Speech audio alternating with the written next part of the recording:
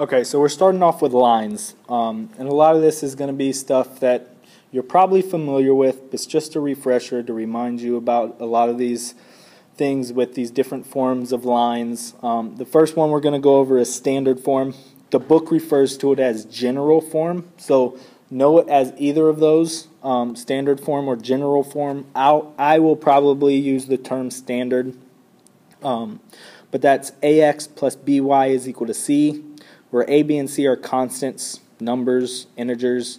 X and y are variables. Okay, so the a and b are the coefficients to the variables x and y. Okay, and with that we're going to refer to the x and y intercepts. The x-intercept, first I'm going to give you the coordinate to it, is going to be a, 0. The a again is a constant, it's a number, it represents a number, but the y will always be 0 for the x-intercept. So the axis that it crosses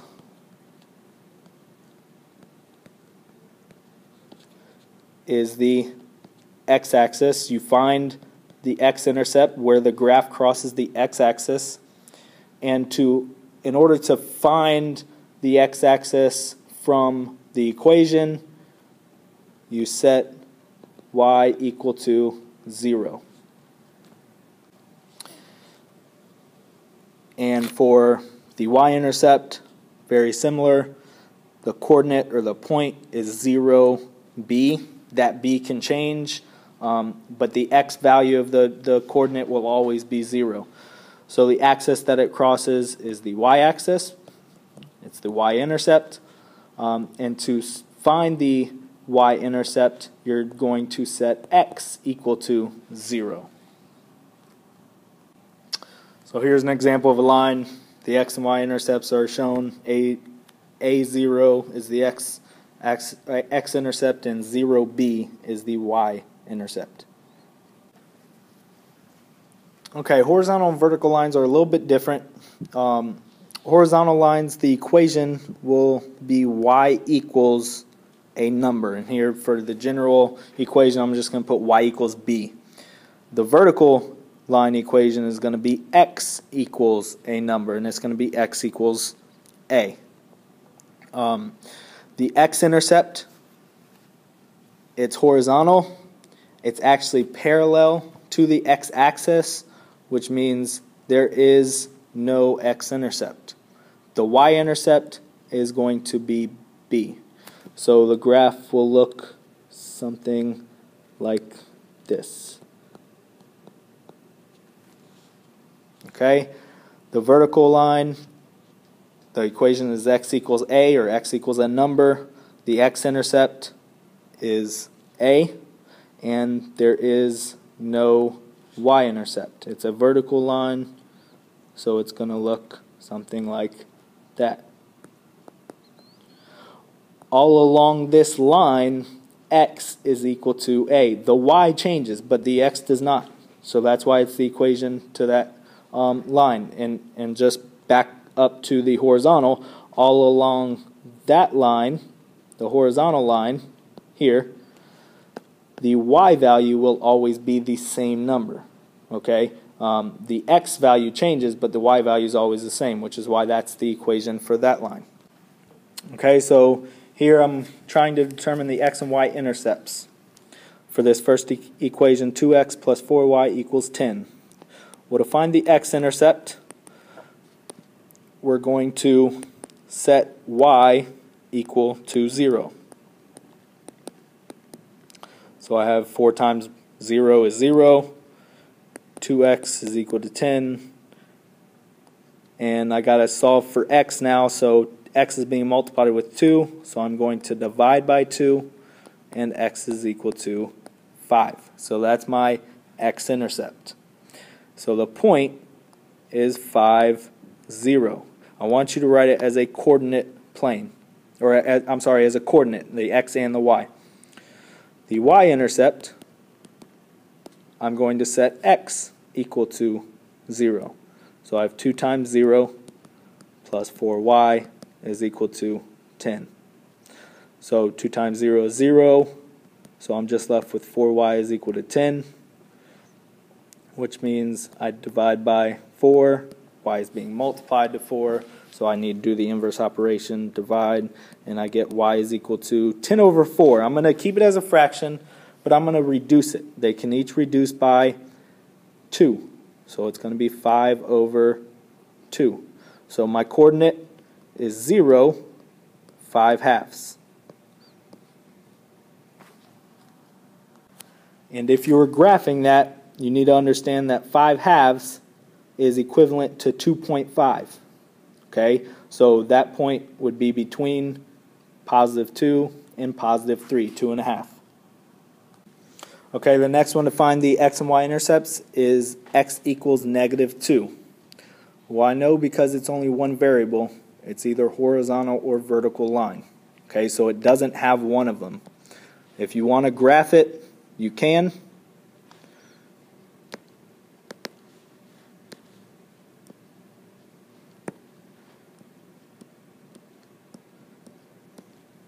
Put some marks on here. And because it's -2, I'm going to go in the x direction, -2, so that's right here, and draw a vertical line in the other direction. Okay, so it's passing through the x-axis. My x-intercept is -2, so it's the point -2, 0, and there is no y-intercept because it's parallel to the y-axis. Okay, we're going to move on to slope of a line. And if you're given 2 points on a line, you can find the slope by using the slope formula here.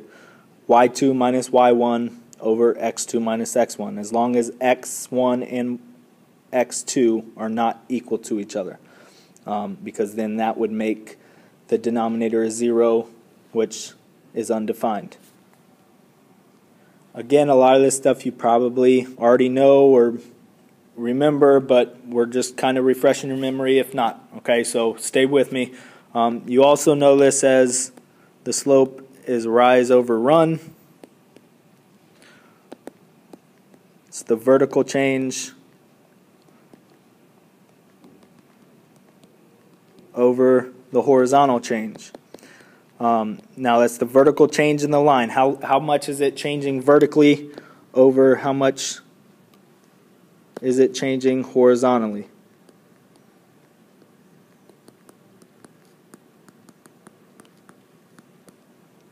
The slope is also referred to as the rate of change. The rate of change is how quickly or slowly is a line changing, and that's referred to back as the slope.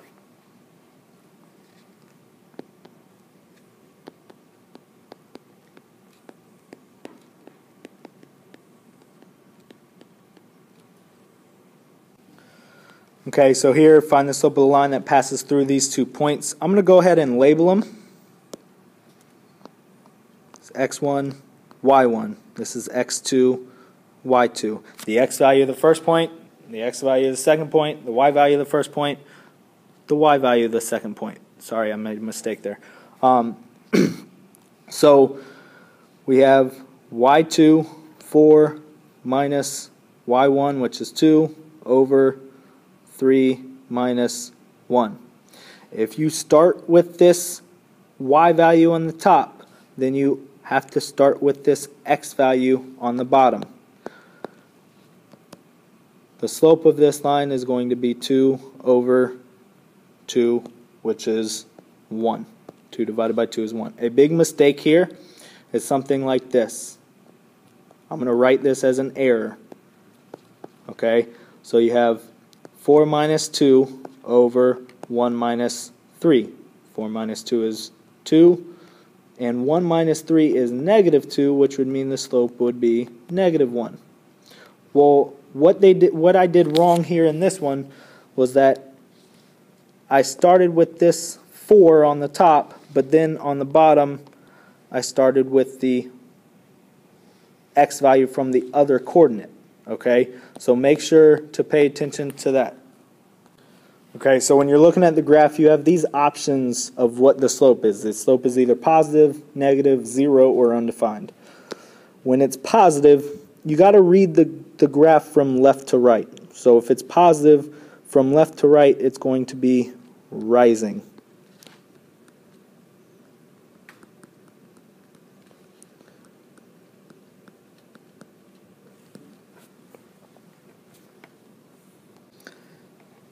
If it's negative, from left to right, it's going to be falling.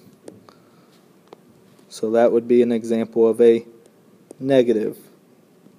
It's going to be falling from left to right. A slope of 0 is a horizontal line.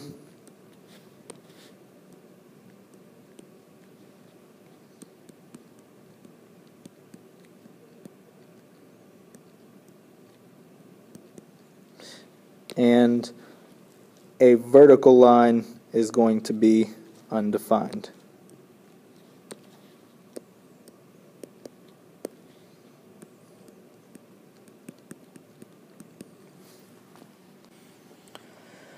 Slope-intercept form, remember, is y equals mx plus b. M is the slope, the b is the y-intercept. Okay, so the directions say to write this in slope-intercept form and graph it. So first, I'm going to put it in slope-intercept form, which means I need the y to be isolated by itself. So I'm going to get rid of this 2x first by using the inverse operation and subtracting 2x. And I'm only left with 3y because these cancel out. I cannot combine the 15 and negative 2 because they're not like terms. Okay, so I'm going to write the negative 2x first, and the 15 is positive, so it's going to be a plus 15. And then I'm going to get the y by itself. It's being multiplied by 3, so I'm going to divide by 3, and I need to do it to every term on the other side. So it's negative divided by positive is a negative. Negative 2/3 x plus 15 divided by 3 becomes 5. So my slope, or my m, is negative 2/3. My y-intercept, or my b, is 5. You're going to start by plotting the y-intercept first. 1, 2, 3, 4, 5.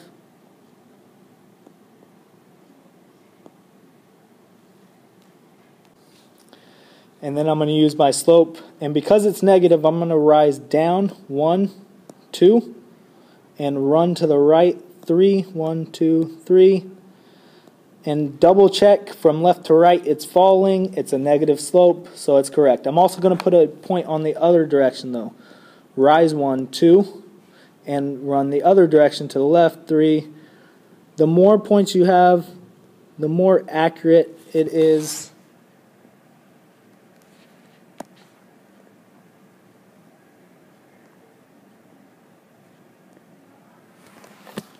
So that's my graph.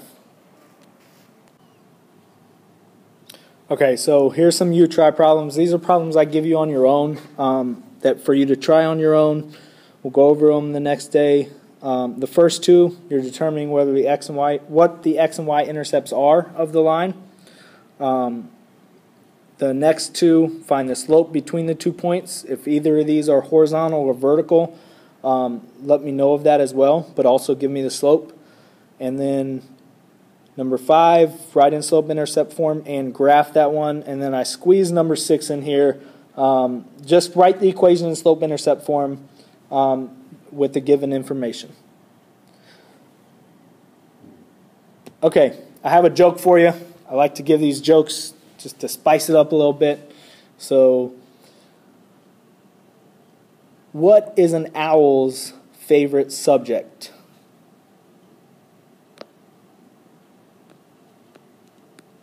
Algebra. Get it? Algebra.